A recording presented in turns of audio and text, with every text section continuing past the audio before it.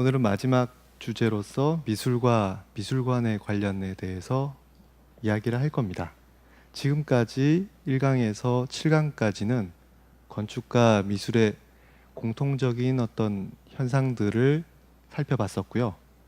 오늘은 약간 좀 특집 주제라고 할까요? 아니면 꼭 에필로그처럼 이번에는 미술과 미술관이라는 두 가지의 어떤 개념을 가지고서 한번 살펴볼 겁니다. 즉 미술 작품이 있을 것이고요. 그 미술 작품을 어떻게 보면은 전시하는 건축이 있겠죠. 그러니까 어떻게 보면은 한편으로는 굉장히 미술과 건축이 직접 만나는 그 순간이기도 하고요. 그리고 한편으로는 또 미술과 건축이 충돌하기 시작하는 또 지점일 수도 있을 것 같습니다.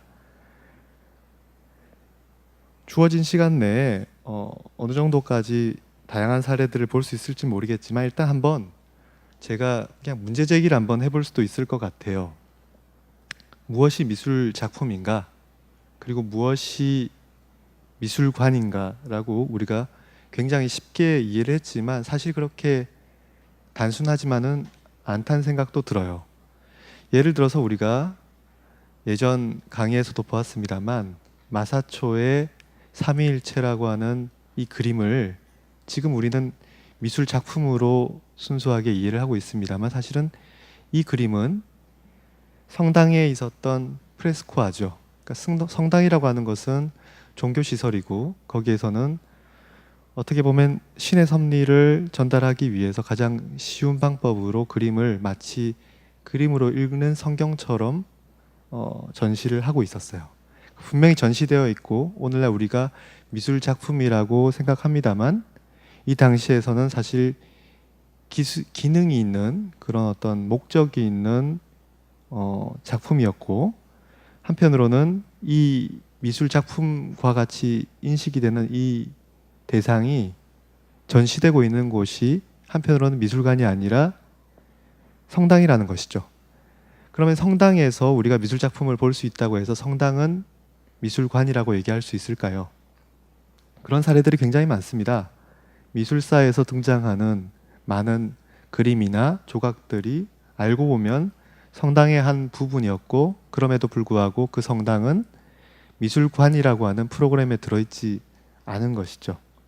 한편으로는 만약에 미술 작품이 전시된다고 한다면 이 성당에서는 미술 작품뿐만이 아니라 다양한 건축적 요소들까지 함께 전시되고 있었어요. 그렇기 때문에 우리가 이러한 성당을 들어갔을 때는 조각과 함께 건축도 보게 될 것이고 천장에 있는 돔도 보게 될 것이고요. 심지어는 이 건물에 들어가기 전에 건물의 파사드도 보겠죠.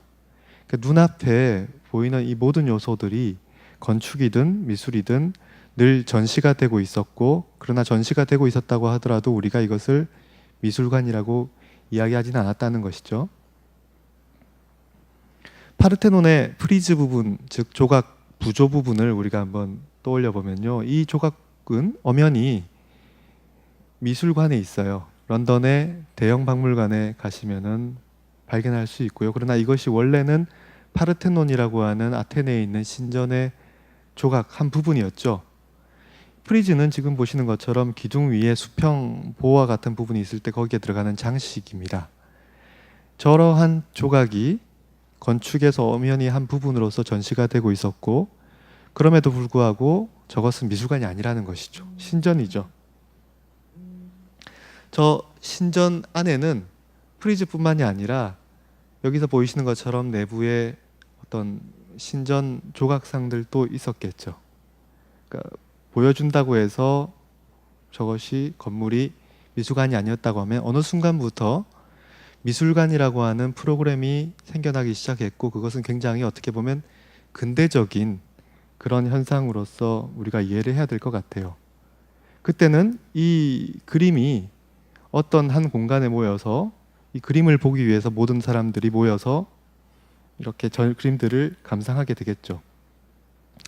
여기서 보는 이 이미지는 루브르 궁의 살롱 까레라고 불리는 공간 속에서 왕립회화 아카데미의 작품들을 모아서 그 다음에 전시를 하고 거기서 수상을 하고 그 수상 받은 사람들은 또 다시 로마상을 가지고서 받아서 로마의 프랑스 아카데미에 가서 또 공부를 할 수 있고 그런 다양한 어떻게 보면 공모전과 같은 그런 이벤트라고 할 수 있겠죠. 결국은 어떻게 보면은 미술관이 성립되기 이전에 필요한 것은 먼저 그림들이 모여야 한다는 것이죠. 그 자리에. 그래서 컬렉션이 만들어져야 하는 것이고요. 그 다음에 그 컬렉션이 만들어진다고 해서 미술관이 충분히 성립되는 것이 아니라 그 컬렉션이 전시가 되어야 한다는 것이죠. 그 전시는 공적인 전시여야 해요. 2013년도에 나왔던 영화 중에 더 베스트 오퍼라고 하는 영화가 있는데요. 이 영화에서 보시면은 그림을 모으는 한 개인에 대한 이야기가 나오고요. 이 사람은 자기의 공간 속에다가 각종 초상화들을 모아서 혼자 즐겨요. 컬렉션이 있다고 해서 이 사람의 이 공간은 아트 뮤지엄이라고 얘기할 수 없는 것이죠. 그러나 어느 순간 영화를 보시면은 거기에 어떤 한 여인이 나타나고 그 여인을 초대하기 시작해요. 그래서 자기만의 컬렉션이 아니라 다른 사람으로 하여금 이 그림들을 볼 수 있는, 물론 공식적인 미술관은 아닙니다만 미술관이 될 수 있는 어떤 가능성이 생기기 시작하는 것이죠. 즉 컬렉션이 있어야 되고 그 컬렉션은 퍼블릭을 위해서, 공공을 위해서 전시가 되어야 한다는 것이죠.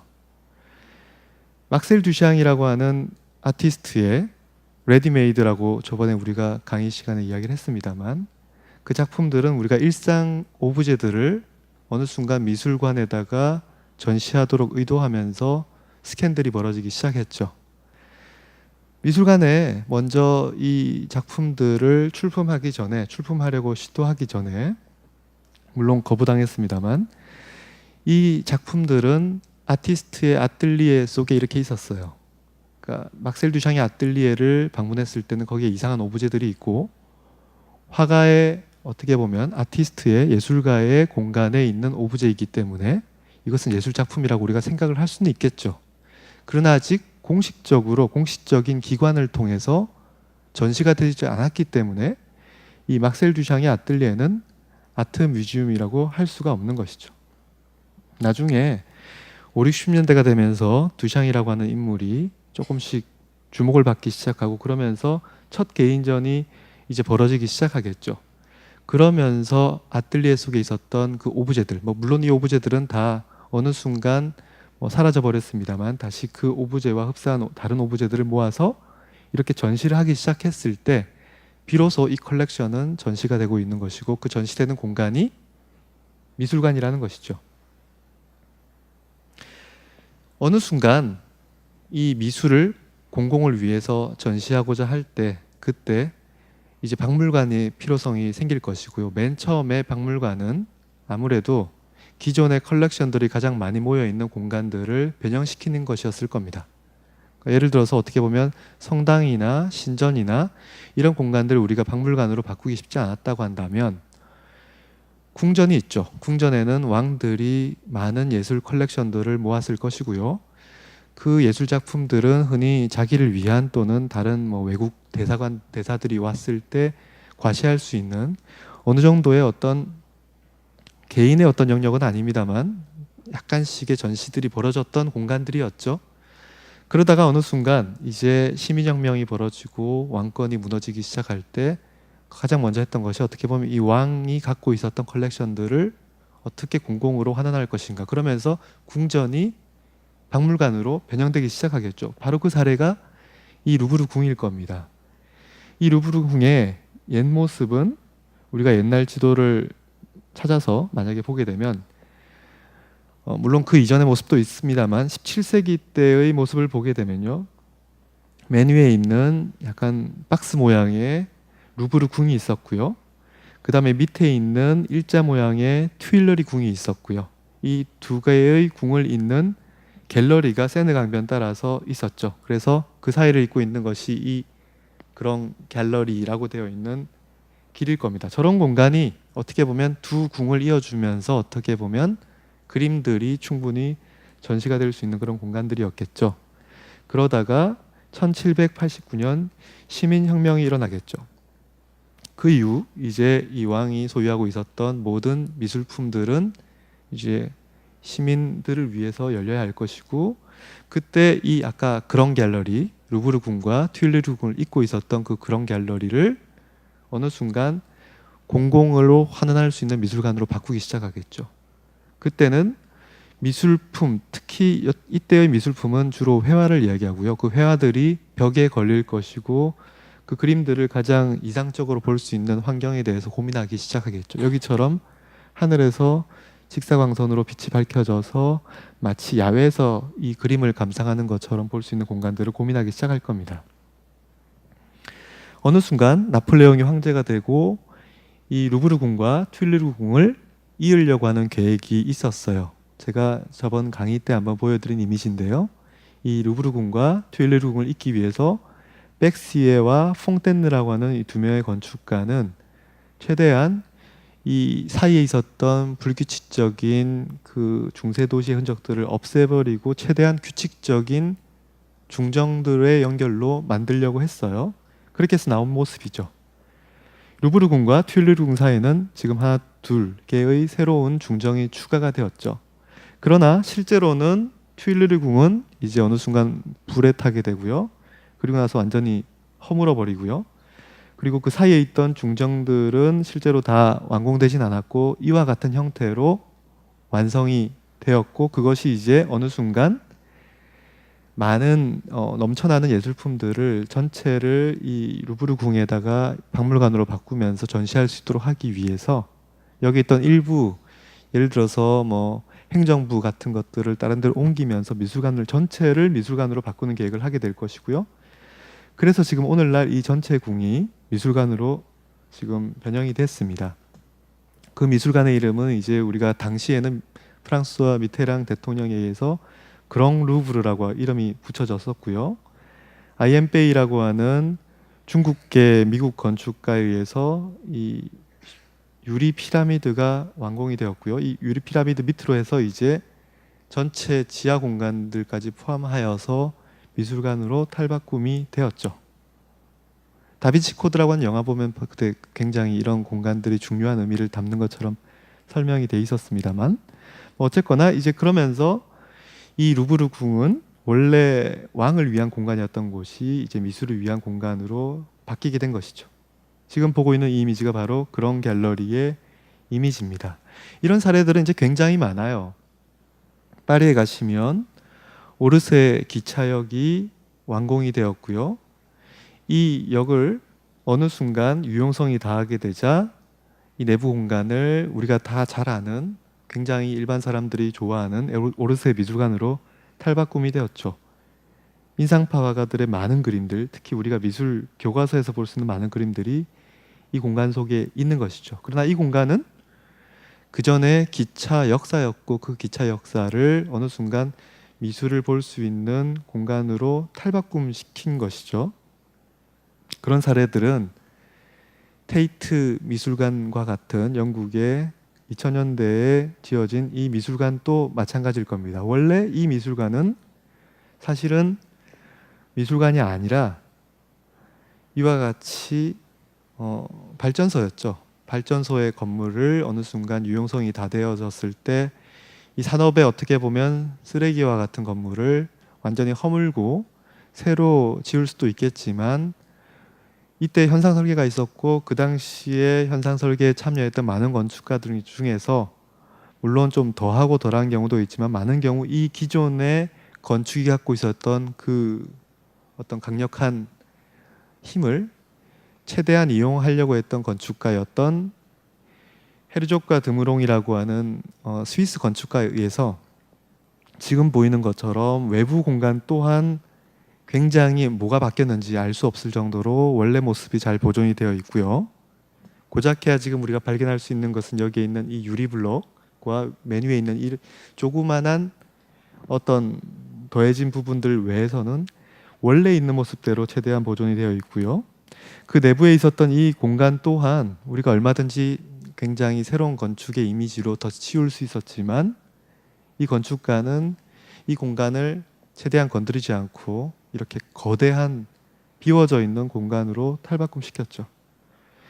이 공간은 어느 순간 이제 그림뿐만이 아니라 다양한 종류의 인스톨레이션, 설치 예술 등등을 위한 자유로운 공간이 가능할 겁니다. 엘리아손의 이 자연 현상들을 예술 작품으로 탈바꿈시키는 이런 모습들, 이런 공간들이 굉장히 인상적으로 실현되었다면 그것은 바로 과거의 그림을 위해서 존재했던 그 미술 공간이 아닌 다양한 종류의 어떤 예술 행위들이 허용될 수 있도록 굉장히 자유로운 플랫폼 같은 이런 공간들도 생겨나기 시작했던 것이죠. 헤르족 드므롱 같은 건축가는 굉장히 미술관 프로젝트를 많이 합니다. 우리가 마드리드를 가게 되면 거기서 카이사 포럼이 있고요.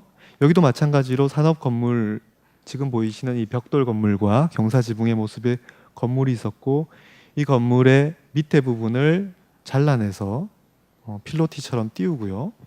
그래서 광장이 건축의 내부로 들어올 수 있도록 하고요.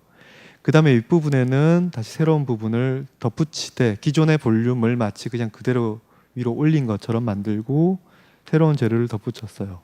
정면의 모습은 지금 보이시는 것처럼 옆에 앞에 있는 건물의 그 마지막 그 벽을 파트릭 블롱이라고 하는 프랑스의 조경가, 버티칼 가든이라고요. 수직 가든이죠.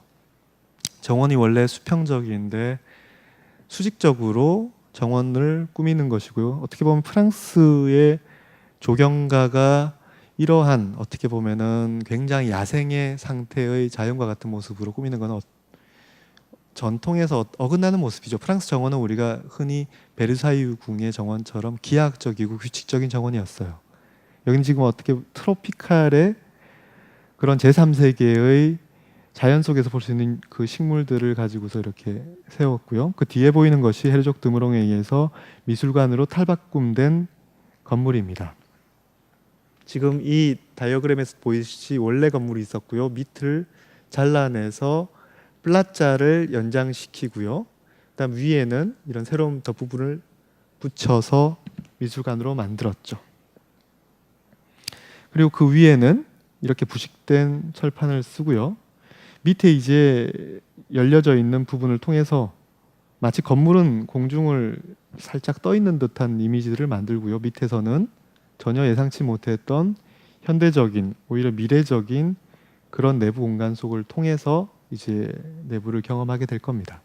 그러니까 이런 사례들은 굉장히 많아요. 이런 사례들을 우리가 흔히 컨버전이라고 하는 영어 단어를 쓰기도 하고요. 즉, 이 뜻은 개종시키는 거예요. 마치 이슬람 교도를 기독교 교도로 바꾸는 그런 어떻게 보면 근본적으로 성격을 바꾸는 것을 어느 순간 뭐 리노베이션이라든지 리모델링이라든지 뭐 다양한 단어들이 있어 왔는데요. 그런 것이 아니라 완전히 정체성을 바꾸는 그런 사례들이 오늘날 현대 많은 건축, 도시를 재생시킨 사례들에서 볼 수 있고요. 그 경우 많은 경우 산업 또는 흔히 가치 부여하지 않았던 그런 기존의 건축들을 어떤 문화시설로 탈바꿈시키고요. 그 많은 사례들이 흔히 이제 미술관이었던 것이죠.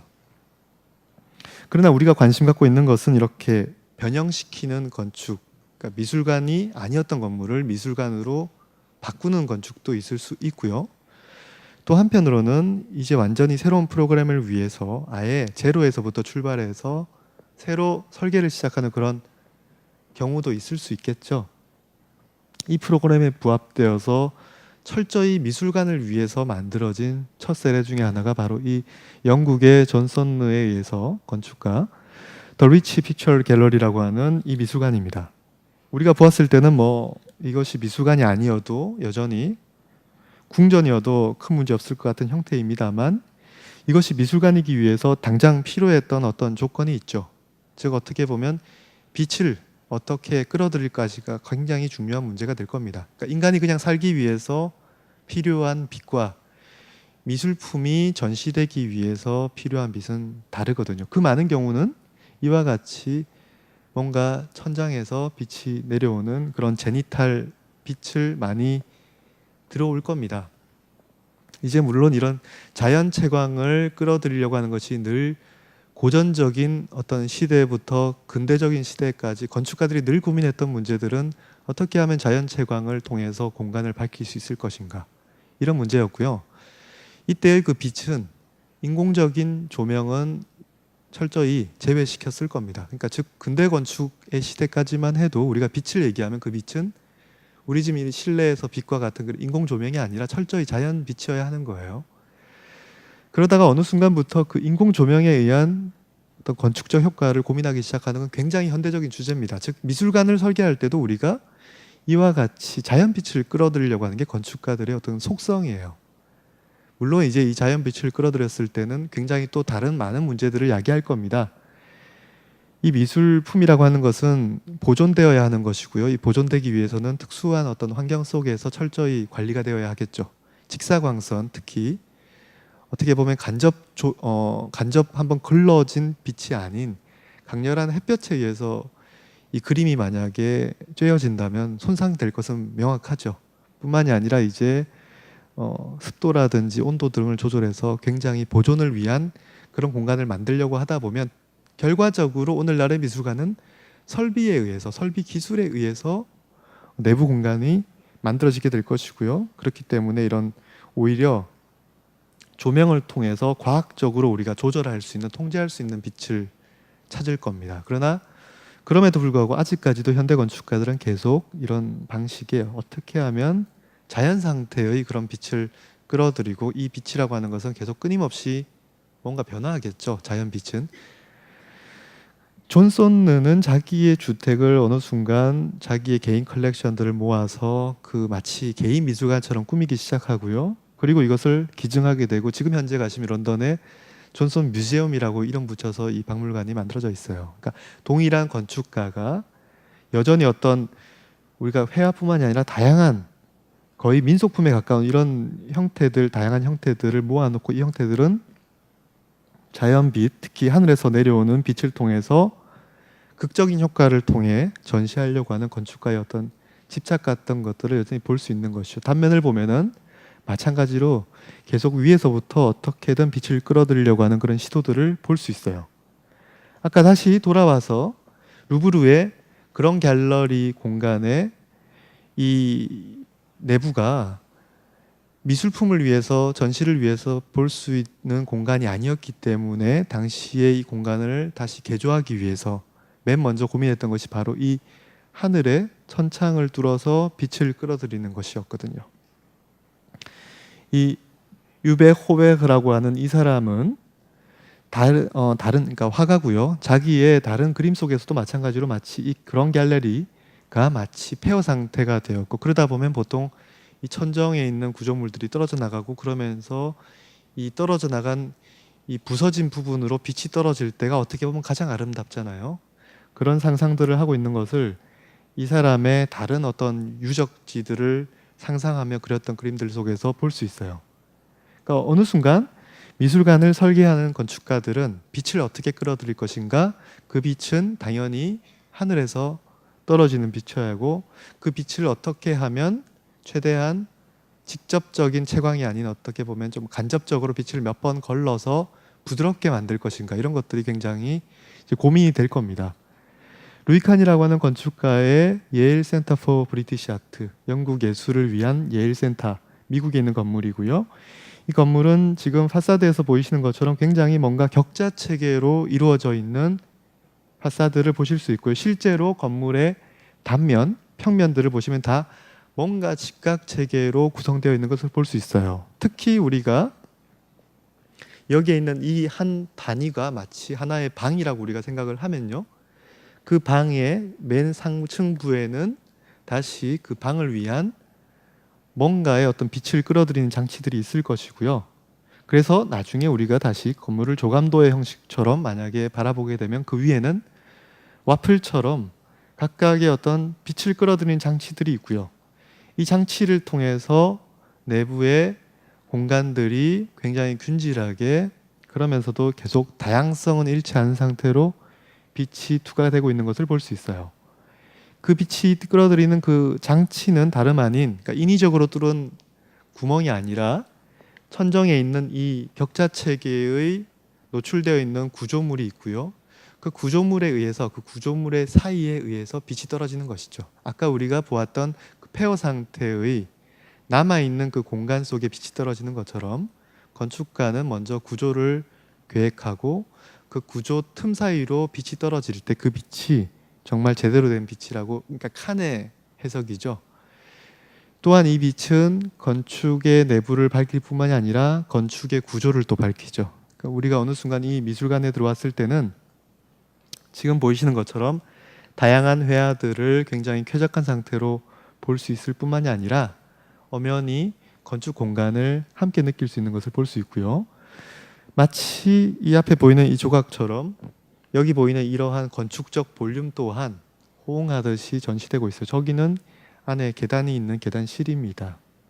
건축에 있는 이 모든 공간들은 칸의 경우는 굉장히 규칙적이고요, 기하학적이고요, 반복적인 것을 볼 수 있죠.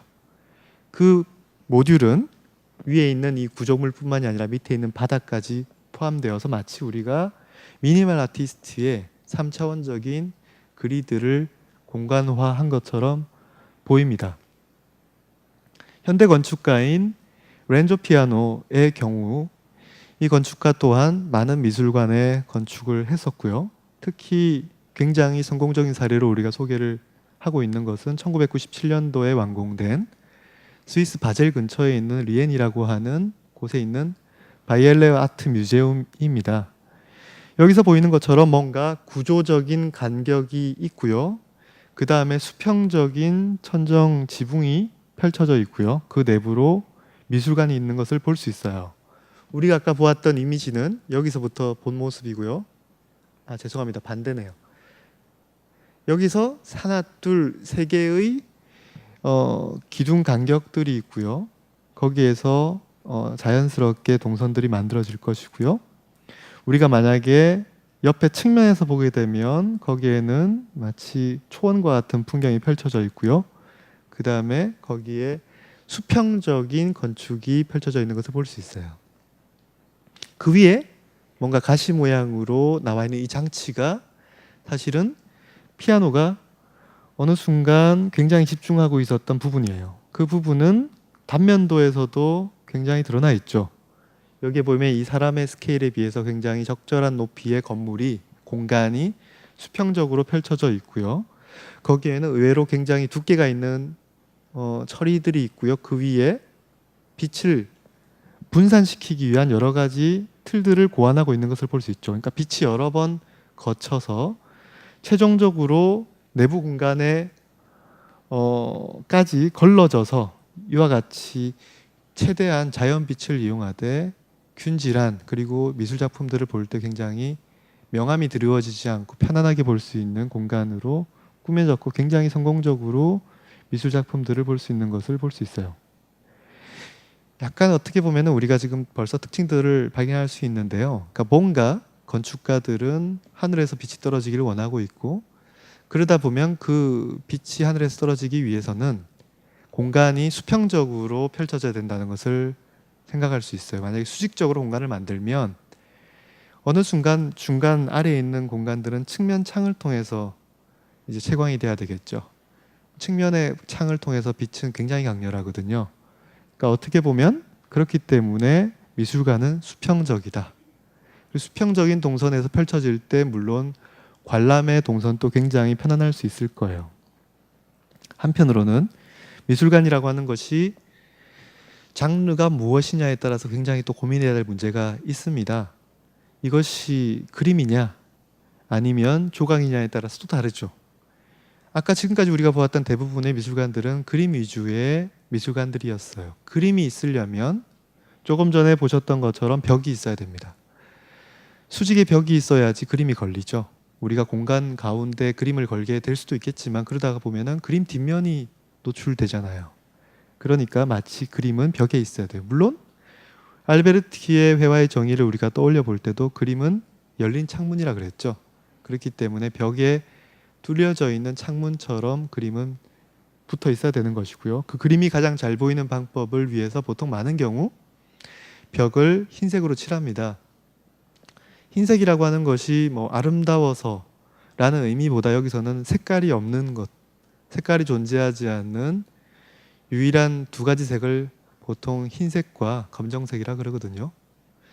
흰색을 놓음으로써 우리는 그러니까 페인팅, 즉 어떻게 보면 이것은 크로키랑은 다르잖아요. 색깔을 칠하는 거잖아요. 그러니까 그 색깔들을 제대로 볼 수 있도록 하는 어떻게 보면 그라운드가 되는 것이겠죠. 조각은 어때야 될까요? 조각은 우리가 공간 가운데 있어야 하고요. 그렇기 때문에 보통 방에 있을 때 그 조각은 어느 순간 공간의 한 벽과 거리를 띄워서 배치되어 있고요. 우리는 그 조각 주변을 끊임없이 움직이면서 3차원적인 조각의 한 면뿐만이 아니라 뒷면까지 보도록 되어 있죠. 알도바나익의 손스피크 공원에 설치되었던 파빌리온은 어떤 특정 시기를 위해서 여러 조각 작품들, 자코메티와 같은 이런 조각 작품들을 모아서 그 조각 작품들을 전시할 수 있는 어떤 영속적인 건물이 아닌 곧 철거해야 될 그런 마치 모델하우스와 같은 그런 건물로 지금 설계가 됐었고요. 해체가 됐죠. 그러나 2006년도에 다시 복원이 되었어요. 지금 사진은 그 당시 해체되기 전에의 사진이고요. 이때 건축가는 분명히 뭔가 오브제가 있을 것이고 그 오브제는 조각이고요. 그 조각 주변을 우리가 마치 돌아다니면서 보아야 되기 때문에 어떻게 보면 가장 최적화되어 있는 공간의 볼륨은 직각 형태의 공간이 아닐 수도 있을 거예요. 우리가 보통 거리에서 악사가 공연을 하면 자연스럽게 사람들이 모이는 방식이 원형을 이루게 되어 있죠. 그런 것처럼 조각이 있고 그 조각을 둘러싸는 어떤 사람들의 움직임이 만들어진다면 그때의 벽들은 그와 마찬가지로 약간 곡선의 형태들이 만들어질 수 있을 것이다. 건축가의 스케치에 따르면 뭔가 움직임이 있고 거기에 조각이 담기는 볼륨들이 있고 각각의 조각들은 어느 순간 각 순간순간 발견이 되는 방식으로 만들겠죠. 그러다 보면 직선의 일반적인 공간에 뭔가 조각이 놓여지면서 마치 조약돌을 던졌을 때 동심원에 물결이 생기는 것처럼요. 그런 여러 가지의 형태의 파격적인 원형의 벽들이 생길 것이고요. 그러면서 건축가는 여러 가지 고민들을 한 다음에 결과적으로 지금의 평면에 도달되었을 겁니다. 각각의 원의 사이즈와 그 다음에 경우에 따라서 뚫려져 있는 이런 배치되어 있는 이 문의 계구부의 형태들은 사실은 긴밀하게 뭔가 연관관계에 따라서 결정되었을 겁니다. 예를 들어서 우리가 여기에 어떤 오브제가 있고 어떤 오브제가 있기 때문에 거기를 있다 보면 여기에 계구부가 뚫려야 하는 것이죠. 그러한 효과들을 벽을 설치를 하고 이 벽들은 굉장히 저렴한 시멘트 블록을 통해서 배치를 할 것이고요. 그 위에는 다시 빛이 투과될 수 있는 어떻게 보면 조각은 그래도 야외 공간에 보통 많이 있는 것이잖아요. 정원 같은 그런 공간에서 볼 수 있는 그런 느낌으로 이제 재건축된 형태입니다. 그렇기 때문에 우리는 각 공간들 사이사이에 답답하게 막혀 있는 것이 아니라 주인공을 위한 어떤 배경의 세팅으로서의 스크린은 되어 있지만 그 사이로 슬며시 다음에 오브제들이 비쳐 보이는 것들을 볼 수가 있겠죠. 만약에 이것이 페인팅이었다, 그림이었다라고 한다면 여기에다가 그림을 걸면 어떻게 될까요? 똑바로 걸 수가 없죠. 그림이 계속 이렇게 움직이겠죠.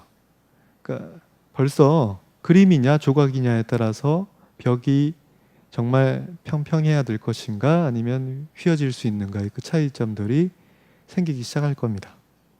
이런 질문도 던져볼 수도 있을 것 같아요. 예술작품이 컬렉션이 만들어져야 되는 건 분명하죠. 그래야지 미술관이 형성이 된다고 했으니까요.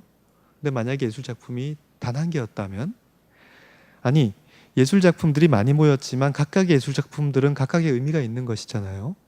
각각의 작가가 다를 수도 있고요. 시대가 다를 수도 있고요. 개념이 다를 수도 있고요. 심지어는 같은 작가에 의한 그림이라 하더라도 목적이 달랐을 수도 있는 거 아닙니까?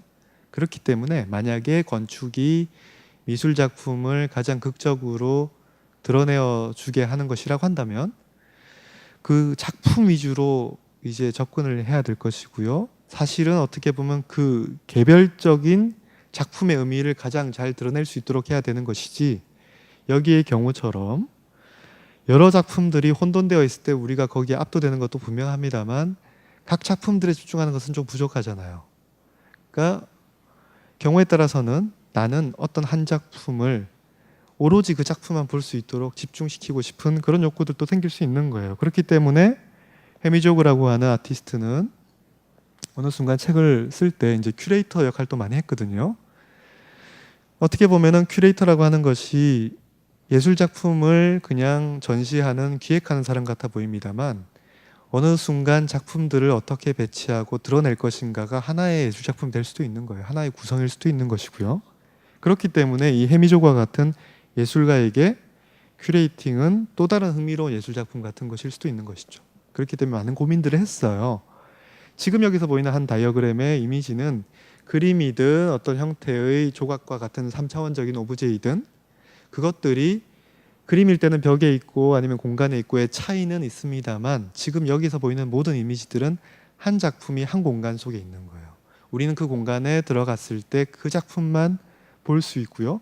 그 작품을 위해서 다양한 형태로 바꾸어질 수도 있는 가능성들을 지금 추적하고 있는 것이죠. 그런 사례가 없지는 않아요. 피카소의 유명한 그림인 이 게르니카라고 하는 그림, 1937년도에 파리에 국제 박람회가 있었고요. 그때 스페인관에 전시가 되기 위해서 이제 요구가 있었고, 그때 피카소가 게르니카의 어떤 스캔들, 사건, 학살된 사건들 있죠. 게르니카 마을이 독일의 나치에 의해서 폭격을 당했죠. 이 지금 파리의 국제 박람회는 나치에 의한 어떤 독일의 전시관도 같이 들어설 겁니다. 거기에 지금 스페인관에서는 게르니카의 그림을 요구했고, 피카소는 이 그림을, 굉장히 큰 그림입니다. 지금 보시면 높이가 3.5m 가까이 되고요. 폭이 지금 7.78m 가까이 되는 그런 어마어마한 사이즈의 그림을 전시했죠. 그 전시된 건물의 파빌리온은 세르트라고 하는 이 스페인의 당시에 유명한 건축가의 파빌리온 속에 전시가 될 것이 기획이 되었고요. 그 다음에 지금 보이시는 것처럼 이렇게 건축의 한 부분에 홀로 전시가 되고 있었어요. 나중에 이 그림은 여기저기 이제 순회 공연을 다니다가 미국에 어느 순간 일정 기간 굉장히 오랫동안 머물러 있다가요. 왜냐하면 이제 2차 세계대전이 펼쳐지죠.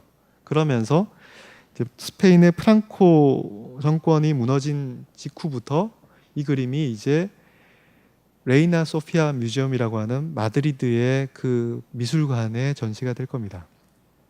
기존의 레이나 소피아 궁이 박물관이 되면서 거기에 프랑스의 현대 건축가 장 누벨이 다시 증축되어 있는 부분을 붙인 부분이죠. 이 건축은 중앙에 이렇게 비워져 있는 공간에 예술작품도 전시가 되어 있습니다만 건물 자체도 굉장히 인상적이에요. 덮개로 씌워져 있고 우리가 마치 제임스 투렐의 미술 작품을 보는 것처럼 빛에 의해서 완벽하게 잘려져 있는 그런 공간들을 물론 느낄 수 있습니다. 그러나 제가 여기서 조금 더 집중해서 말씀드리고 싶은 것은 이 미술관을 가보시면 여러 공간 속에 각각의 작품들이 모여 있습니다만 이 게르니카는 홀로 이렇게 있기 때문에 훨씬 더 우리가 집중적으로 가치를 부여해서 볼 수도 있는 것이죠. 결과적으로 한 공간 속에 작품은 여러 개가 있을 수도 있고요. 하나가 있을 수도 있고요. 그러나 어떻게 보면 미술관이라고 하는 것은 여러 방들, 여러 전시실들이 결합되어 있기 때문에 그 전시실들을 어떻게 배치할 것인가, 아니면 정말 어떤 한 미술관이 극단적인 경우는 하나의 작품만을 위한 미술관이 있을 수도 있고요. 그때의 공간은 완전히 하나의 공간일 수도 있겠죠. 아니면은 모든 미술 작품들이 다 어우러져서 있어야 되기 때문에 굳이 공간을 쪼갤 필요 없이 한 공간만으로 놓을 수도 있고요.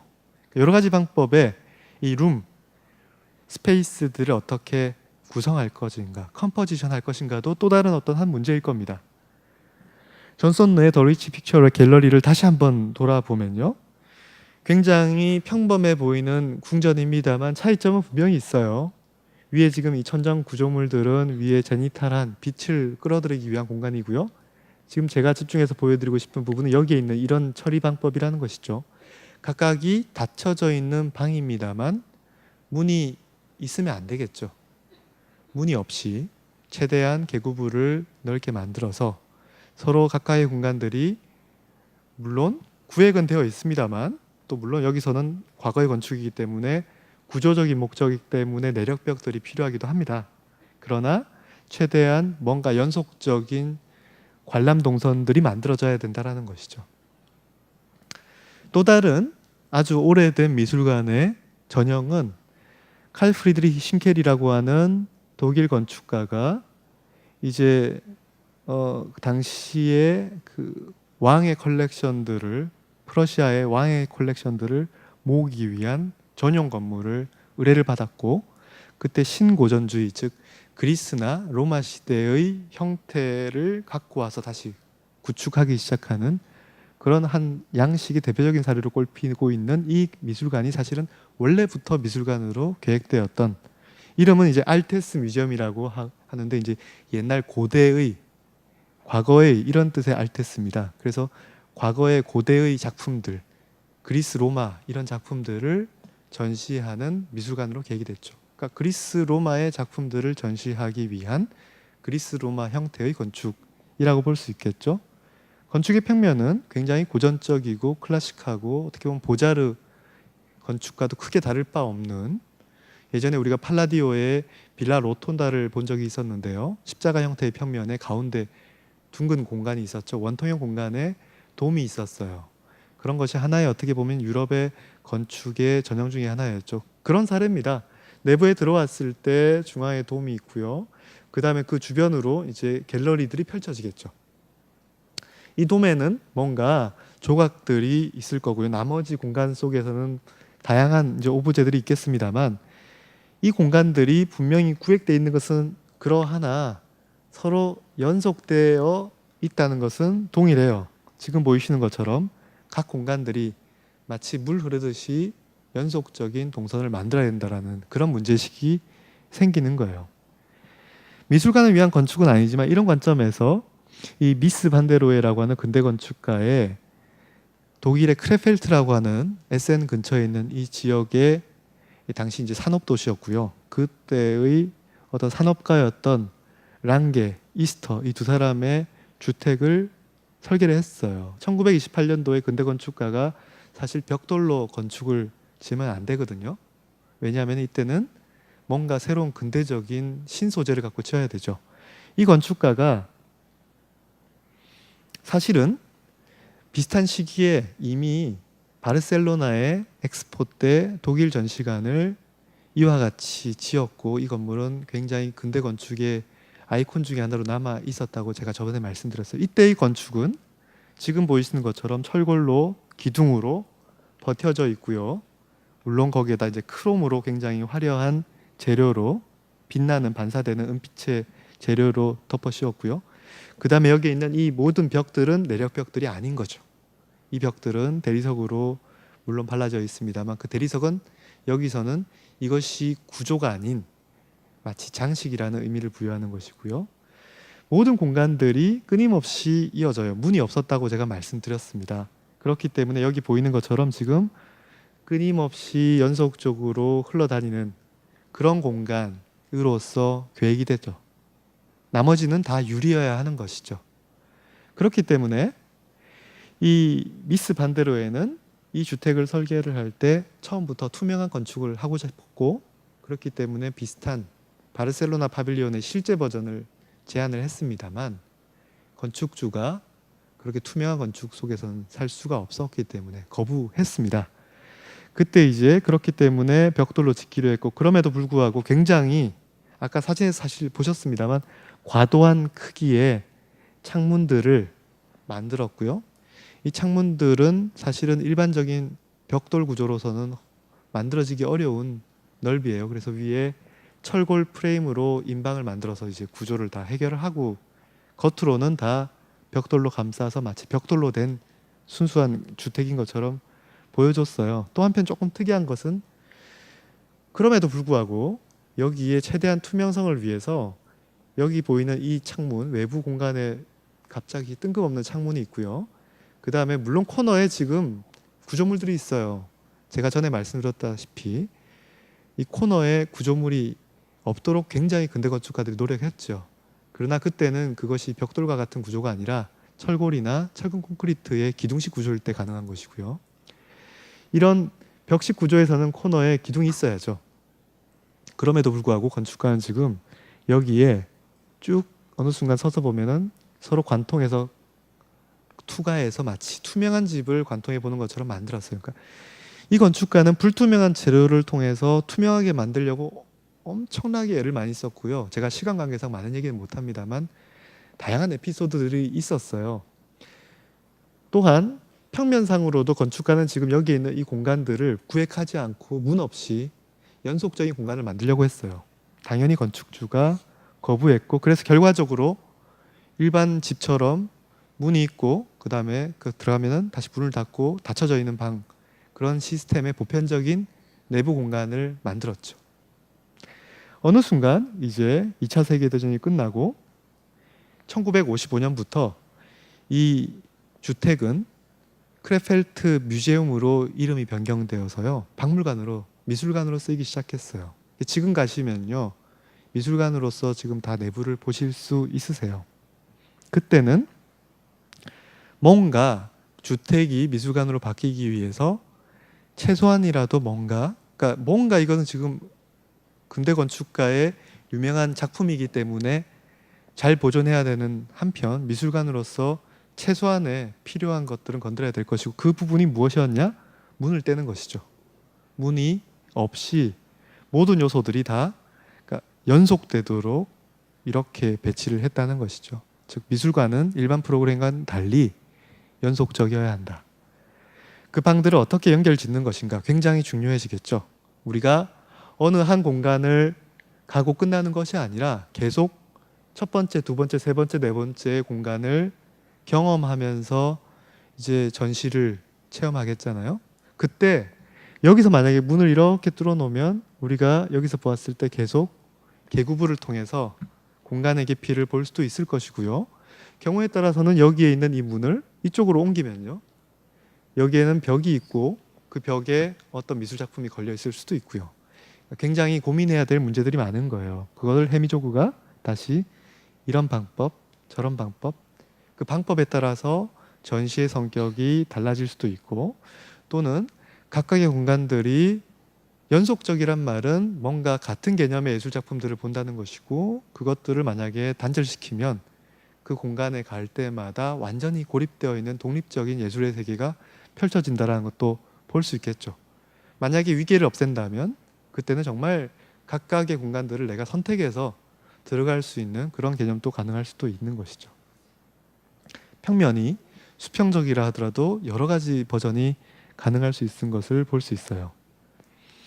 칸은 킴벨 아트 뮤지엄이라고 하는 이제 자기 작품 중에서 걸작이고요. 어떻게 보면 미술관 건축에 있어서 아주 주옥 같은 건축으로 남아 있습니다만, 이 건물을 이제 설계를 할 겁니다. 이때의 큐레이터는 뭔가 자연채광이 될 수 있도록 강요를 했고요. 건축가로서는 굉장히 흡족한 요구 조건이죠. 그래서 지금 보이시는 것처럼 아까 뭔가 하나의 모듈, 마치 어떻게 보면 저희가 이것을 하나의 비닐하우스라고 볼 수도 있어요. 그죠? 형태가 비닐하우스를 여러 개를 반복을 해서 그 반복되어 있는 각각의 이 갤러리들이 연속적으로 될 수 있도록 할 것이고요. 그 갤러리들의 지붕 천장은 지금 보이시는 것처럼 원형, 그러니까 정확하게 기하학적으로 원형은 아니고요. 그 형태들을 통해서 어떻게든 위로부터 빛이 떨어질 수 있도록 만들었을 겁니다. 그 평면을 기본으로 어떤 공간은 강의실도 있을 수 있고요. 그 다음에 약간 우리가 특징들을 벌써 조금 볼 수 있는데요. 비워져 있는 공간, 그 다음에 좁은 공간, 그 좁은 공간에는 계단과 같은 기능들이 들어갈 수도 있거나 아니면 여기와 같은 특수 어떤 엘리베이터라든지 시설들이 들어갈 수도 있고요. 아니면 완전히 뚫려져 있을 수도 있고요. 여기 있는 이 부분은 지금 여기서 지금 수평 지붕으로 되어 있는 이 부분이죠. 그러니까 큰 공간, 작은 공간, 큰 공간, 작은 공간의 연속으로 되어 있고요. 큰 공간은 뭔가 자연빛이 위로부터 떨어질 수 있도록 위계가 더 중요하게 놓여져 있고요. 작은 공간은 경우에 따라서 마치 서비스할 수 있는 공간. 칸의 개념이 그거거든요. 서비스를 하는 공간, 서비스를 받는 공간. 서비스를 받는 공간은 주인이죠. 서비스를 주는 공간은 하인이고요. 그런 체계들을 볼 수가 있어요. 당연히 이런 설비 배관들 같은 것들은 다 서비스 공간 쪽에 들어가야 하고요. 그 다음에 이 주인 공간은 순수하게 건축적 가치들만을 느낄 수 있도록 만들었을 겁니다. 지금 보이는 이 형태는 우리가 원을 여기에다가 점을 찍어서 굴리기 시작할 때 그 궤적을 만든 것이고요. 그 다음에 거기에 반사되는 각도를 만들어서 빛이 흩뿌려져서 최대한 다 균일하게 떨어질 수 있도록 만들었어요. 지금 보이시는 부분이 이제 입구의 형태고요. 어떻게 보면 포르티코 또는 이렇게 아케이드, 그러니까 외부에서 공간이나 실내화되어 있는 반외부 공간 같은 공간이 펼쳐지는데, 이 공간은 어떻게 보면 지금 내부의 규칙들이 이러한 방식으로 진행될 것이다라고 하는 어떤 하나의 프렐루드 같은 그런 공간이라고도 할 수도 있겠죠. 근대 건축가이나 그렇게 비대칭적이고 비기하학적인 그런 형태가 아니라 굉장히 규칙적인, 고전적인, 사실은 보자르의 건축에 영향을 굉장히 많이 받았다고 또 얘기를 합니다. 그런 체계들을 바닥에서부터 다 볼 수 있겠죠. 그렇게 해서 내부에 들어오면은 실제로 노출 콘크리트가 느낌상으로는 마치 그 비단, 실크가 입혀진 듯한 그런 아름다운 빛으로 떨어지는 공간이에요. 여기에 이 나무로 되어 있는 바닥은 주 공간이고, 그 다음에 옆에 있는 이 공간은 지금 서비스 공간일 것이고요. 또 그 옆에 또 나무로 되어 있는 부분은 또 주 공간의 어떤 체계들을 명확하게 인식을 할 수 있죠. 다른 건축의 사례를 한번 볼게요. 그러니까 지금 조금 전에 보셨던 것은 우리가 뭔가 수평적인 모듈을 정해서 그것들을 반복적으로 배치하는 유형이었다고 한다면요. 이 기공 가이어라고 하는 두 명의 건축가가 같이 작업을 하는 것이고요. 스위스 건축가입니다. 쭈리에 기반을 두고 있는 사람이고요. 다보스에 가시면 키르슈네 뮤지엄이라고 하는, 그러니까 예술가 키르슈네의 작품, 다보스 출신의 이 사람의 작품을 모아놓은 미술관이에요. 그렇게 크지도 않고요. 겉으로 보아도 굉장히 단순해 보이나 훌륭한 미술관의 사례로 또 꼽히기도 합니다. 지금 보시면은 뭔가 낮은 볼륨의 입구가 있고요. 그 다음에 조금 높은 볼륨의 수직 큐브들이 약간 거리를 띄우고 펼쳐져 있고요. 그 다음에 이 수직 큐브 볼륨들에게는 사실 겉으로 보면 같아 보이나 다른 재료로 처리가 되어 있는 것을 볼 수 있어요. 위에는 반투명의 유리가 덮여 있고 밑에는 불투명의 재료로 덮여 있죠. 그렇기 때문에 밤이 되면 이제 조명에 의해서 그 차이가 명확하게 드러나겠죠. 반대로 사실은 낮에는 이 위에 공간을 통해서 빛이 들어와서 내부 공간을 조명을 채광을 해결을 할 겁니다. 평면을 보시면 굉장히 단순해 보이나 지금 여기에는 각각의 이 전시실들이 조금씩 어긋나 있는 것을 볼 수 있어요. 근데 묘하게도 이 공간들을 다 잘라서요 붙이면 사실은 여기 보이는 이 직사각형에 다 들어갑니다.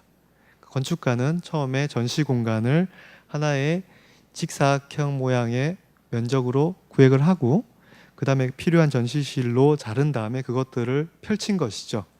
그럼 어느 순간 우리는 두 개의 공간의 위계로 나눌 수 있어요. 하나는 뭔가 입구에서 시작되는 하나의 공간, 연결 공간, 동선. 또 하나는 내부에 끊어져 있고 단절적인 독립적인 그런 전시 공간으로 구분이 되어 있을 수 있겠죠. 지금 여기에 이 전시 공간은 아까 외부에서 보이셨던 것처럼 유리와 불투명한 공간이 실제로 그 내부의 경계, 천정 유리로 되어 있는 천정판의 경계가 있고요. 여기서 빛이 들어와서 뭔가 산란이 벌어지고 그 다음에 그 빛이 다시 균일하게 투과가 되는 모습을 볼 수 있겠죠. 어떻게 보면은 두 개의 위기가 있다면 건축가는 그 공간의 마감도 다르게 처리를 해야 될 겁니다. 그렇기 때문에 여기에 있는 이 내부 공간과 즉 예술의 공간과 또는 예술이 아닌 다른 것을 위한 공간의 마감 처리는 극단적으로 달라야 되겠죠. 예술이 아닌 공간은 노출 콘크리트로 굉장히 건조하게 그러나 강력하게 처리를 하고요. 그 사이사이에 빛은 다 어떻게 보면 전시실 사이사이 공간의 측면으로 이제 빛이 들어오겠죠. 그렇게 해서 들어오는 빛과 그 다음에 거기에 이 개구부들 사이의 내부에는 뭔가 흰색의 공간, 빛으로 수직으로 떨어지는 그 빛에 의한 공간이 펼쳐질 것이고요. 저기 들어갔을 때 예술 공간이 만들어지겠죠. 아까 이제 다른 공간과 공간 사이에 외부 파사드 쪽에 있는 공간은 다 유리로 처리를 할 것이고요. 내부로 들어왔을 때는 굉장히 어떻게 보면 우리가 보편적인 평범한 미술관 공간, 바닥은 나무, 그 다음에 주변의 벽은 흰색, 그리고 위에는 지금 보시는 것처럼 우윳빛깔의 간유리, 반투명 유리를 만들고 그 위에 지금 사실은 빛이 측면에 들어와서 산란되어서 들어오는 걸 볼 수 있으시죠. 거기에는 이런 개구부들이 있어요. 이 개구부들은 어떻게 보면 다시 나갔을 때 예술이 아닌 공간을 접하게 되기도 하고요. 또는 뭔가 경계를 통해서 건너편에 다시 그 예술의 공간 내부를 볼 수도 있겠죠. 마치 남한과 북한 사이에 DMZ 공간이 있고 그 경계를 넘어서 다른 세계를 다시 전시하는 것처럼 보이는 것이죠. 또 다른 사례는요. 물론 예술이라고 하는 것이 굉장히 예술만을 위한 즉 공간이어야 하는 것이 미술관이고 그리고 그 다시 이제 예술의 형태가 회화, 조각 그리고 이제 현대 2차 세계대전 이후로부터는 굉장히 다양한 형태의 예술 작품들이 등장하잖아요. 그러면 결국은 가장 예술을 위한 공간은 어떠한 형태의 예술도 가능할 수 있는 공간으로 계획이 되어야 되겠죠. 즉 다시 말해서 예술만을 위한 하나의 중립적인 평면을 만들고 플랫폼을 만들어주고 그 다음에 그 나머지든 예술이 아닌 나머지들은 주로 이제 건축이겠죠. 모조리 밖으로 뽑아내는 거예요. 그 모조리 밖으로 뽑아낸 것 중에는 여기서 보이시는 것처럼 에스컬레이터와 같은 동선들, 물론 우리가 지금 같으면 되게 에스컬레이터가 별로 유용한 도구이고요. 없으면 되게 짜증이 나는 그런 중요한 요소가 되었습니다만 60, 70년대까지만 해도 이 에스컬레이터는 굉장히 건축가들한테는 골치 아픈 요소였어요. 건축가들은 아름다운 계단을 통해서 뭔가 연속적인 공간 경험을 만들려고 노력을 했는데 에스컬레이터는 엘리베이터처럼 기계적이잖아요. 그냥 마치 컨베이어 벨트처럼 공간을 쭉 단절시켜서 경험하게 만드는 어떻게 보면 고전적인 경험을 할 수 없도록 만드는 요소거든요. 그렇기 때문에 에스컬레이터는 숨겨야 돼요. 쓰지 않더라면 숨겨야 되는데 여기는 지금 그런 에스컬레이터가 밖으로 나와 있기 때문에 굉장히 사실은 도발적으로 보여졌을 수도 있는 그런 건축에 게다가 여기 배경이 파리잖아요.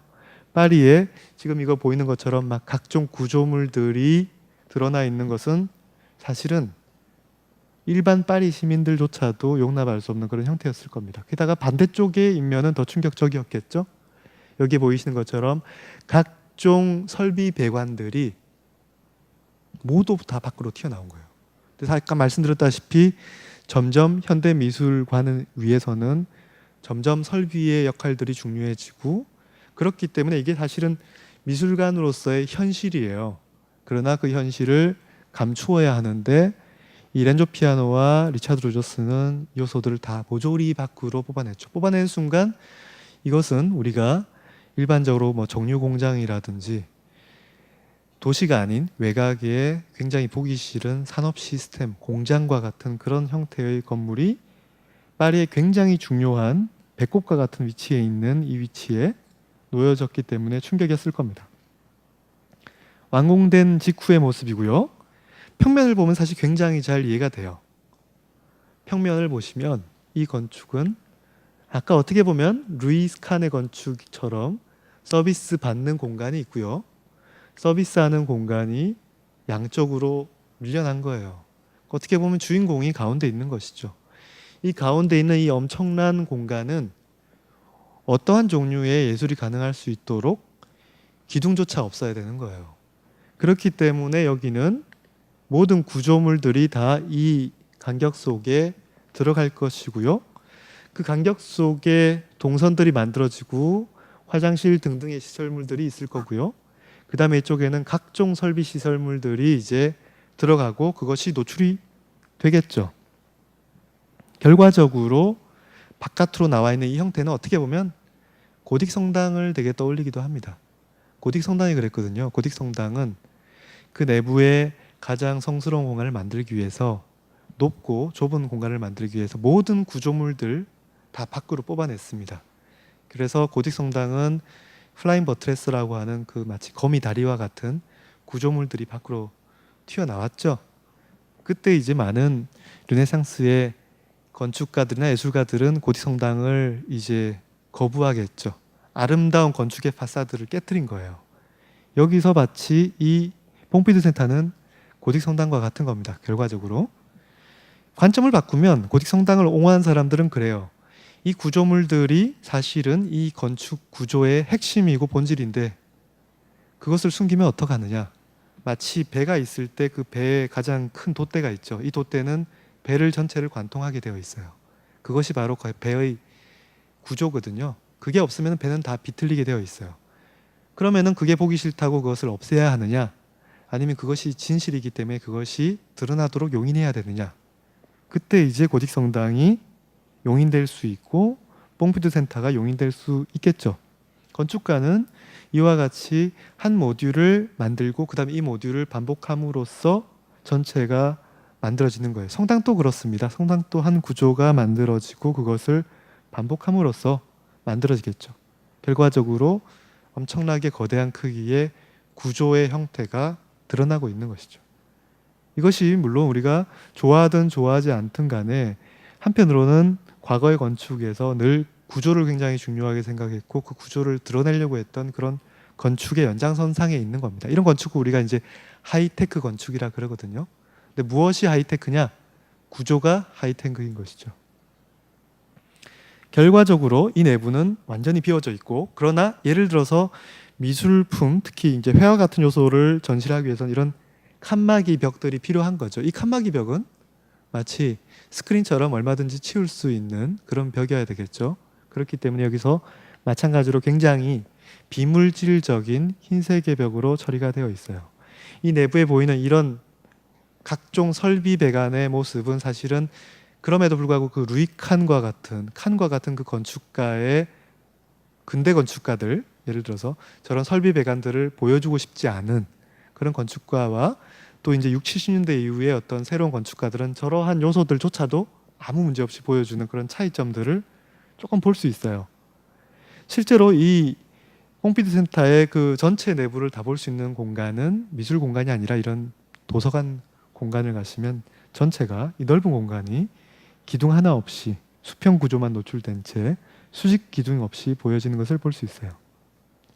즉 어떻게 보면 미술관은 다양한 예술을 수용할 수 있도록 유동적이어야 하고, 그 다음에 그 유동적인 예술 작품들이 담아질 수 있도록 하나의 자유로운 플랫폼을 만들어 주어야 한다라는 개념들이 만들어질 수 있겠죠. 어떻게 보면 중요한 건 컬렉션이 아닌 거예요. 미스 반데로에의 이제 말년의 유작이죠. 노이 나셔널 갤러리, 즉 현대미술관이라는 뜻입니다. 알테스 뮤제움, 아까 싱켈의 미술관 또 베를린에 있었죠. 그것은 고전 미술관이라고 한다면 이것은 현대미술관이죠. 형태는 이게 미술관이 아니라 마치 그리스 신전 같아요. 사실 미스 반데로에는 건축의 기능을 가장 중요하게 생각을 한 것이 아니라 그 시대가 만들어낸 기술과 그 기술을 통해서 어떤 새로운 구조의 형태가 완성되고 그 스탠다드가 마치 그리스 시대 그리스 신전의 구조가 만들어져서 보여진 것처럼 오늘날 시대의 신전을 만드는 것이 목표였어요. 기능이라고 하는 것은 그 순간순간 바뀔 수 있고 그것들을 쫓아가서는 안 된다는 것이죠. 그러니까 우리가 생각하는 흔히 근대 건축가들은 다 기능주의자다라고 생각을 하고 형태는 기능을 따른다라고 우리가 보통 이해를 합니다만 사실은 모든 근대 건축가들이 전혀 그렇지 않았어요. 그런 사람도 있고 다른 사람도 있었죠. 미스 반데로에는 여기 미술관이라는 공간을 계획을 할 때 지금 밑에 포디움, 기단이 있고요. 그 기단은 사실은 상설 미술관이 될 겁니다. 그래서 그러니까 즉 미술관을 보시면 상설 미술이 있고 전시가 있고요. 그 다음에 특별전이 있잖아요. 상설 미술관은 늘 이제 자기네들이 소장하고 있는 것들을 전시하는 것이고요. 특별전은 이제 경우에 따라서 다른 미술 작품도 올 수도 있고요.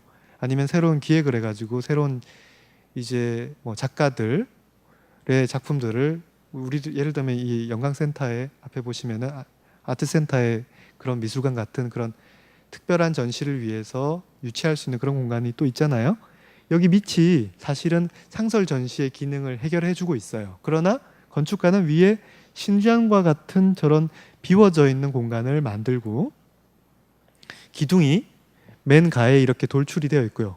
이 넓은 공간에 2개의 기둥으로만 지금 지탱되고 있는 거예요. 엄청난 캔틸레버가 있고요. 사실 여기 기둥이 딱 있으면 좋겠건만 건축가는 이 기둥을 치워버려요. 여기에 이만한 사이즈가 지금 사실 다 캔틸레버로 놓여져 있고, 그러니까 즉 정사각형의 형태인데 2개의 기둥들이 각각 있고요. 8개의 기둥이 결국 있는 셈이고, 그 다음에 수평의 덮개가 있고요. 그 기둥 라인보다 한 켜 안으로 들어와서 유리로 면이 형성이 되어서 실외와 실내를 구분할 것이고요. 그러나 저 유리를 쓰는 이유는 유리를 보여주고자 하는 것이 아니라 구조 외의 모든 요소들은 다 없애버리는 거예요. 구조만 남겨놓고자 저기에 있는 다른 요소들, 수직적인 요소들은 최대한 눈에 보이지 않도록 유리를 쓰는 것이겠죠. 내부에서 보면 그렇기 때문에 여기가 실내인지 실외인지 알 수 없을 정도로 비워져 있어요. 굉장히 높은 층고와 굉장히 넓은 공간이 비워져 있는 것을 볼 수 있어요. 당연히 이 건축이 진행되는 과정은 마치 어떤 사회가 힘을 합쳐서 성당을 만들거나 신전을 만들었던 것처럼 어떤 집단의 어떤 종교식과 같은 그런 모습처럼 담아내겠죠. 그래서 이런 장면들이 굉장히 중요한 의미를 갖고 있을 것이고요. 이런 공사 현장의 사진이 미스와 같은 건축가들한테는 굉장히 중요할 겁니다. 어떻게 보면 가장 순수한 형태의 건축이 지금 이 상태인 거예요. 그 다음은 이것이 기능을 위해서 훼손되어야 될 것이고 최소한 훼손이 덜 될 수 있도록 재료들을 쓰겠죠. 그러니까 즉 투명성 자체가 목적이 아닌 거예요. 어떻게 보면 보여주고자 하는 것만 보여주고 싶은 것이죠. 그리고 나서 여기서 이제 가장 맨 먼저 전시가 이루어져야 할 텐데 그때의 전시를 미스는 어떻게 기획을 할까요? 지금 보시는 것처럼 물론 당연히 자기 의자, 디자인한 자기 의자가 배치되어야 할 것이고요. 거기에는 각종 그림 같은 것들이 마치 스크린들이 걸리는 것처럼 그렇게 공간 가운데 떠 있도록 할 거예요. 그렇기 때문에 여기에 있는 이 벽은 그림을 위해서 필요하나 심지어는 벽으로부터 떨어지고 천정으로부터 떨어져서 매달리도록 하고 이것이 그냥 서로 부유해 있고 아까 우리가 보았던 그 바르셀로나에 있었던 젊은 파빌리온처럼 각각의 벽들이 그냥 서로 비대칭적으로 놓여지고 연속적인 흐름을 만들어내는 것 같은 그런 공간으로 계획을 했겠죠. 실제로 이 공간은 굉장히 미술 전시하기 힘든 공간이 되겠죠. 여기도 지금 벌써 이런 커튼을 쳐야 되잖아요. 그러나 이제 오늘날 많은 현대적인 어떤 예술 설치 미술들이 이 공간 속에서 벌어집니다. 물론 미술관은 아닙니다만 영국 건축가 지퍼필더의 최근에 있었던 이런 설치 건축이 아닌 거의 미술에 가까운 그런 형태의 공간들도 만들어지겠죠. 여기에 보면 각각의 어떤 구조 라인에 맞추어서 마치 이것이 우리가 숲속에 있는 것처럼 아니면 저 나무들이 구조물인 것처럼 그렇게 해서 공간을 탈바꿈시키는 그런 것들을 볼 수 있어요. 한편으로는 어떻게 보면은 이 미술 공간이 들어오면서 그러니까 미술 작품이 들어오면서 우리는 이 기존의 건축의 어떤 인지, 공간을 인지하는 그것이 바뀔 수도 있다는 걸 좀 생각을 해봐야 돼요. 어떤 미술가들이 이 공간에 자기 전시를 개입을 할 때는 이 공간에다가 내가 내 작품이 드러나기 위해서 어떻게 보면은 공간을 죽여야 되는 거예요. 내 작품을 통해서 완전히 새로운 게 만들어져야 되겠죠. 마치 우리가 저번에 보았던 미켈란젤로가 시스티나 성당의 천장화를 통해서 그 전의 공간을 완전히 탈바꿈시키려고 했던 것처럼 매번 아티스트들이 공간에 개입을 했을 때는 그 공간을 바꾸려고 해요. 한편으로는 건축가들 또한 어떤 아티스트의 작품을 전시하려고 할 때 이 작가의 작품을 드러내는 것과 함께 자기 건축이 부각되도록 뭔가 어떤 알력들이 생길 수도 있겠죠. 렘코라스라고 하는 건축가가 자기 사무소 OMA의 작품, 일련의 작품들을 전시를 할 때 컨텐트, 내용물이라고 하는 제목으로 전시를 할 때 마치 이 순수하게 비어졌던 미스의 공간을 훼손시켜요. 그러면서 낙서한 것처럼 만들고 그 내부는 마치 벼룩시장처럼 엉망으로 공간들이 펼쳐지고 거기에는 자기의 작품들이 벼룩시장에 내놓은 그런 오브제처럼 아니면 다락방 공간처럼 만들어 놓겠죠. 이게 실제 모습도 사실 그렇고요. 이건 지금 몽따주예요. 이 전시를 기획했던 OMA 쪽에서의 계획안이죠. 그러니까 어떻게 보면 이 코라스는 미스를 굉장히 숭상했습니다만 자기의 건축 개념으로 미스의 공간을 탈바꿈시키죠. 코라스의 쿤스트할이라고 하는 미술관은 어떻게 보면 미스의 아까 내셔널 갤러리랑 굉장히 비슷해요. 한쪽 입면만 보면요. 그러나 사실은 미스의 건축이 굉장히 하나의 개념, 하나의 형태들로 지배적이라고 한다면, 질서가 잡혀있는 형태라고 한다면, 우리가 저번에 보았던 이 코라스는 미국의 맨하탄의 도시 현상에 대해서 굉장히 관심 많았고, 그 다음에 마천루의 현상, 즉 밀집되어 있고 밀도가, 그 다음에 각각의 프로그램들이 전혀 상관없이 그냥 단절적으로 콜라주처럼 또는 깨다브르 엑스키처럼 결합되어 있는 것을 보았어요. 이 사람의 미술관 또한 콜라주와 같을 겁니다.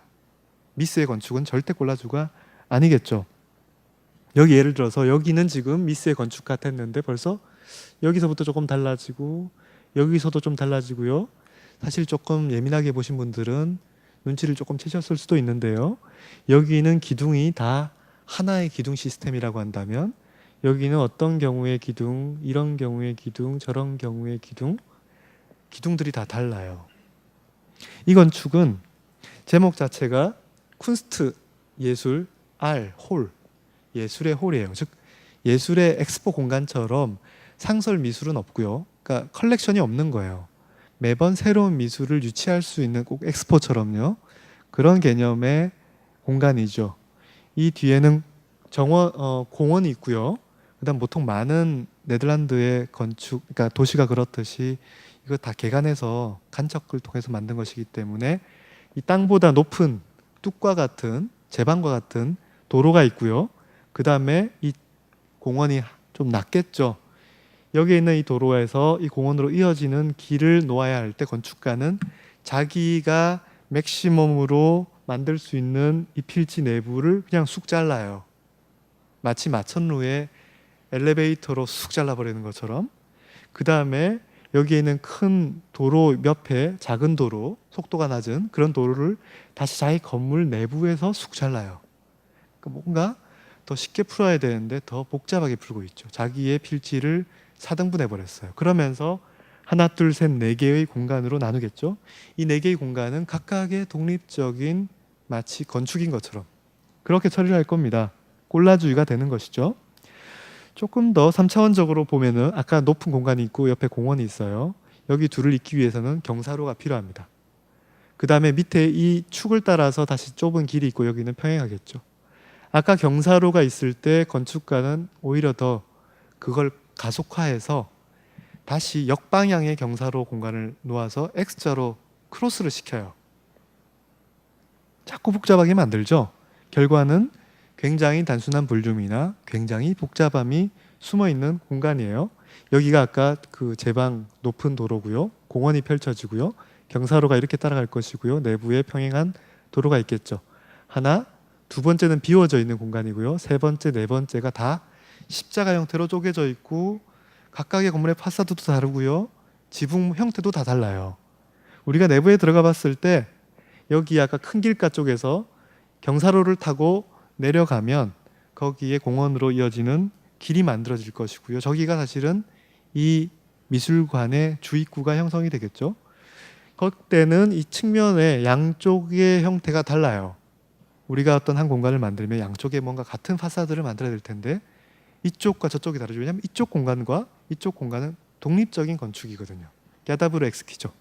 그래서 여기는 지금 이런 높은 탑도 있고요. 거기에는 재료가 한 재료로 덮여 있고 이쪽에는 다시 트레버틴이라고 하는 고급 재료인데 그것을 굉장히 저급한 키치의 방식으로 마치 타일 붙이듯이 그렇게 한쪽 면으로 딱 붙어 있어요.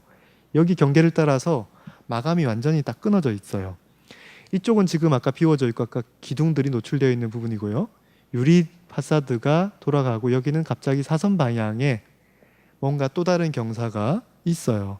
조금 더 자세히 보시면 거기에는 기둥 구조가 삐뚤하게 놓여져 있고요. 마치 우리가 어떤 브릿지가 있고 다리 밑으로 사선 방향으로 통과하는 것 같은 느낌을 만들죠.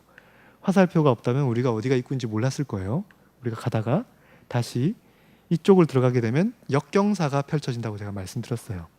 그 내부를 들어가 보면 지금 이쪽의 내부로 들어와서 다시 역경사, 우리가 여기서 이렇게 내려왔거든요. 이쪽에서는 반대 경사가 펼쳐지고 그 반대 경사에는 경사에 따라서 객석들이 만들어져 있고요. 그 다음에 여기에는 기둥들이 있는데 이 기둥들은 바닥 경사에 맞추어서 90도로 만들어져 있어요. 즉 눕혀져 있는 거죠. 굉장히 이상한 건축이에요. 측면 따라서 이렇게 기둥이 놓여져 있고요. 어느 순간 기둥이 가다가 여기는 기둥인 줄 알았더니 끊어져 있는 기둥이고 무너지는 거 아니야 하고 보았더니 사실은 등인 거죠. 등. 여기에 형광등을 가지고서 등을 만들어서 빛을 비추는 거죠. 아까 이쪽 반대쪽은 똑같은 재료가 안쪽으로도 타고 가 있는 걸 볼 수 있어요. 그러니까 한 면이 있고 길가 쪽 어떻게 보면 외부 파사드와 내부 파사드가 있는데 이것은 하나의 면이기 때문에 똑같은 재료로 다 덮여 있는 것이죠.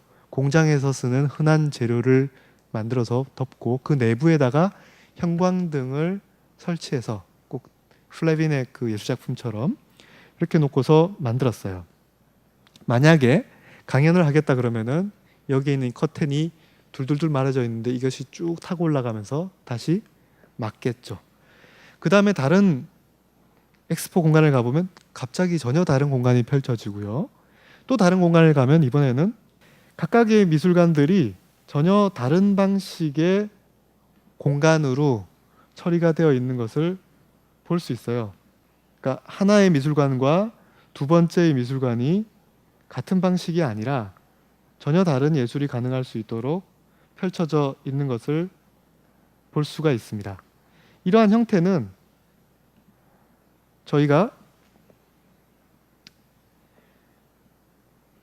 만약에 조합을 해보면요, 이거와 같이 전혀 이것이 한 건축에서 볼 수 없는 복잡한 형태의, 한편으로는 마치 현재 산업에서 만들어내고 있는 건축 재료들의 카탈로그를 보고 있는 것처럼 복잡한 요소들이 한 번에 펼쳐지고 있는 것을 볼 수 있고요. 그 요소들은 단면 속에서도 사실은 각자 다른 기둥의 시스템들, 구조 시스템을 갖고 만들어졌어요. 건축가는 이 건축의 동선을 어떻게 보면 굉장히 복잡한 프로그램이 있고 그 프로그램을 이 경사로로 아까 잘랐다고 말씀드렸잖아요. 이 경사로가 십자 형태로 크로스로가 되면서 마치 엘리베이터를 타고 올라가면서 각 층을 경험하는 것처럼 이 경사로만 타고 가면 모든 다른 공간들을 단절적으로, 영화의 몽따주가 그랬잖아요.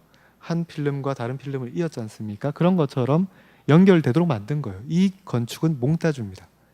그렇기 때문에 이 건축을 제대로 표현할 수 있는 방법은 사실은 이 단면을 경사로를 따라서 다 피는 거예요. 이렇게 펴서 펼치면 우리가 마치 영화의 필름처럼 쭉 일직선으로 가다 보면 만나게 되는 공간들을 표현하는 거죠.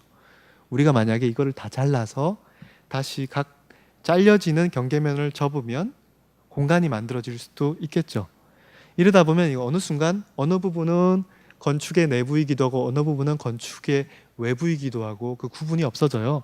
그렇기 때문에 우리가 지금 다시 보면 여기에 있는 이 각각의 면들은 지금 아까 보여줬던 그 단면들이 각각의 프로그램에 맞는 재료들로 덮었고 그것에 따라서 접다 보면 어느 순간 그 재료가 외부이기도 하고 아니면 내부이기도 하고 그 차이점들에 의해서 만들어진 것을 볼 수 있고요. 그 다른 프로그램에 의해서 각각의 독립적인 기둥 시스템들이 있고 그 기둥 시스템들이 한 번에 어느 순간 노출될 때 그때 기둥들의 꼴라주와 같은 공간들이 펼쳐지는 것을 볼 수 있어요. 점점 어떻게 보면은 컬렉션적 수장을 해야 되는, 예술 작품을 수장을 해야 되는 그런 문제에서 탈피해서 점점점 어떻게 자유로운 예술 작품들을 갖고 와서 전시할 수 있는 공간을 만들 것인가 라는 문제에 집중하고 있었다면, 또 다른 유형의 어떻게 보면은 미술관은 아예 창고 같은 미술관을 고민할 수도 있을 것 같아요. 사실은 미술관이라고 하는 것은 전시를 위한 기능과 같아 보이지만 먼저 컬렉션이 있어야 하고요. 그 컬렉션들을 잘 보관할 수 있는 그런 기능이 있어야 합니다. 마치 우리가 도서관이 흔히 열람할 수 있는 공간만 떠올립니다만 사실은 서고의 기능이 굉장히 중요하거든요. 그런 것처럼 어떤 사람이 자기의 예술 작품들을 충분히 컬렉션을 만들고 그러다 보면 어느 순간 자기 컬렉션들을 보여주고 싶겠죠. 그러다가 보면 자기의 컬렉션을 살짝 보여주는, 그러니까 창고가였는데 원래 그 창고를 살짝 전시시키는 그런 관점으로 미술관을 접근할 수도 있다는 것이죠. 지금까지 대부분의 미술관들은 다 전시를 해야 되는데 실제로 창고의 역할도 해야 된다고 한다면 이번에는 아예 창고에서 출발을 하되, 그러나 그럼에도 불구하고 전시도 가능한 창고의 새로운 어떤 유형의 미술관을 헤르조카 드무롱 건축가, 스위스 건축가의 바젤의 샤울라게어라고 하는 이 미술관에서 발견할 수 있습니다. 이 미술관의 형태는 주어져 있는 이 대지의 땅에서 이런 필지가 있었고요. 그 필지의 형태에 따라서 그냥 건축적인 어떤 아름다운 큐브 또는 뭐 육각형 등등을 만들려고 하는 게 아니라 그냥 그대로 필지 모양에 순응해서 주변 상황의 도시적인 어떤 규제에 따라서 만들어진 형태처럼 되어 있어요. 그렇기 때문에 지금 보면은 건축가의 모형들을 보게 되면 결과적으로는 다 어떤 규제에 따라서 그냥 그 형태들이 그대로 마치 쑥 올려버린 듯한 그런 형태로 만들어져 있다는 것을 볼 수 있어요. 또 다른 특징은 한 번 또 이것을 쪼개가지고 여러 가지 방들, 여러 가지 볼륨들의 구성으로 접근하려고 하고 있지 않아요. 그냥 그 필지 자체가 그대로 건축이 되는 것처럼 만들었겠죠. 입구 부분에는 입구성을 드러내는 것처럼 마치 푹 파여져 있고, 그러면서 거기는 흰색의 마치 겉으로는 우리가 여기서 보이는 것처럼 흙 더미가 올라와서 볼륨을 만든 것 같은데 사실은 파고 보니 거기에는 예술이 있더라. 흰색의 볼륨들이 있는 것을 볼 수 있어요. 우리가 여기 있는 이 작은 오두막을 통과해서 들어가게 되면 창문인 듯 창문 아닌 그런 묘한 계구부를 볼 수가 있어요. 일반적인 창문은 오히려 이것 같은 형태여야 되죠. 이 형태는 지금 디스플레이고요. 거기서 다양한 어떤 광고, 어떤 전시 이런 것들을 붙이는 것들을 아예 텔레비전과 같은 것도 모니터를 통해서 보여주는 것이고요. 그 다음에 창문의 역할을 할 수 있는 부분들은 사실은 이렇게 네모 형태나 원형 형태가 아닌 마치 찢어버린 듯한 형태로, 칼로 도려낸 듯과 같은 그런 형태로 찢어져서 거기에 유리를 통해서 내부를 살펴볼 수 있도록 되어 있어요. 여기가 입구예요. 입구를 가기 위해서 그제서야 가까이 다가갔을 때 본 내부는 사실은 굉장히 조금 예기치 않았던 놀라운 공간이 펼쳐집니다. 우리가 여기서 지금 본 풍경이고요. 그 다음에 들어가게 되면 전층을 관통하는 굉장히 좁고 높은 공간이 펼쳐져 있고요. 그 다음에는 거기에는 그 측면 쪽에는 각각의 반복되는 층들이 연속돼요. 조금 묘한 느낌이 들어요. 여기 안쪽에 있는 벽은 흰색 벽이고요. 그 다음에 천정 바닥과 그 다음에 그 바닥의 난간과 같은 그 요소들은 기성 제작된 노출 콘크리트 판으로 붙어 있는 것을 볼 수 있어요. 이 노출 콘크리트 판에 두께가 있고요. 그 사이사이마다 형광등으로 배치가 되어 있어요. 근데 묘하게도 여기 있는 이 수평 바닥과 그 다음에 여기는 다른 또 그 위층의 수평 바닥, 그 위층의 수평 바닥들이 뭔가 혼돈을 일으키기 시작합니다. 그 이유는 여기에 수직의 난간이 또다시 이렇게 반복되면서 수평 바닥들이 보이기 때문이죠. 우리가 움직이면 계속 우리가 마치 한 면이 펼쳐지고 거기에 반복적으로 형광등 라인들이 가 있는 것처럼 보이는데, 움직이면 사실은 그게 여러 층이 겹쳐져서 보인 것이었고, 그게 자꾸 움직이면서 묘한 느낌을 갖게 되는 거예요.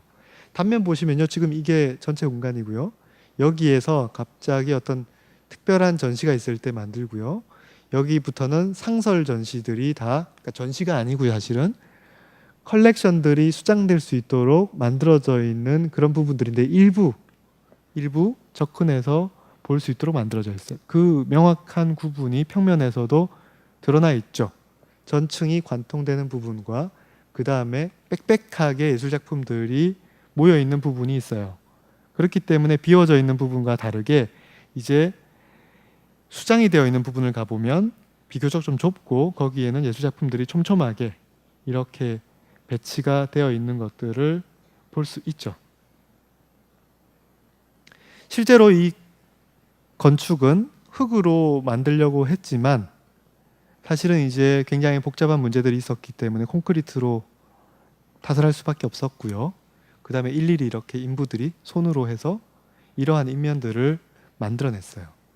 그 다음에 거기에 묘한 창문들이 있는데요, 마치 이번에는 정말 종이를 찢은 듯한 이 묘한 창문의 형태들을 통해서 일부 내부 공간에 창을 만들었는데요, 이 형태는 몇 가지 부분에 있습니다만 이 형태를 건축가가 임의대로 그린 것은 아니고요, 마치 현대 예술가들이 한 것처럼 종이, 그러니까 저 알루미늄 캔 같은 것들을 구부려 가지고 찌그러뜨린 다음에 그것을 갖다가 한번 석고로 떠보기도 하고요, 아니면 그 형태를 이렇게 막 굴려 가지고 그 유형을 만든 다음에 그 다음에 그 형태를 다시 어느 순간부터는 3D 스캐너라고 해가지고요, 스캔을 한번 쫙 하게 되면 이 3차원적인 볼륨을 전산화할 수 있는 것이죠.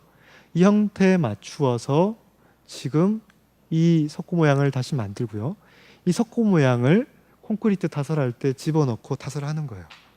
그리고 나서 이게 실제 이제 1:1 사이즈의 석고 모양이고요, 그리고 나서 그것을 걷어내면 이제 이러한 형태가 만들어지는 것이죠. 그러니까 이런 미술관을 만드는 방법 또한 마치 현대 미술가들이 어떤 기묘한 방식 프로세스를 통해서 독특한 형태의 독창적으로 보이는, 결과적으로는 그런 형태의 예술 작품을 만드는데요, 그 프로세스는 굉장히 객관적인 프로세스에 의해서 어떤 만드는 게 있거든요.